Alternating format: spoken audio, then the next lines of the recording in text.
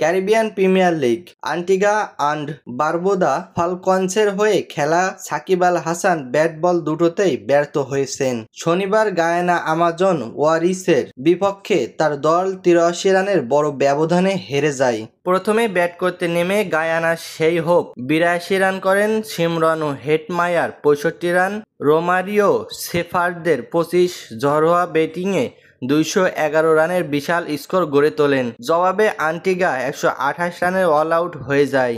Shakib bat হাতে ৭ বলে মাত্র ৮ রান করেন। বল হাতে ২ ওভারে ১৬ রান দিলেও কোনো উইকেট পাননি। ইমরান তাহির ৫ উইকেট নিয়ে আন্টিগার ব্যাটিং লাইন আপ ভেঙে দেন।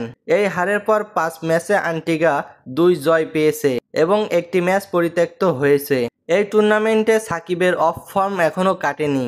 তিনি ৪ ইনিংসে মাত্র ৩৯ রান করেছেন এবং ৪ ম্যাচে নিয়েছেন ১ উইকেট মাত্র।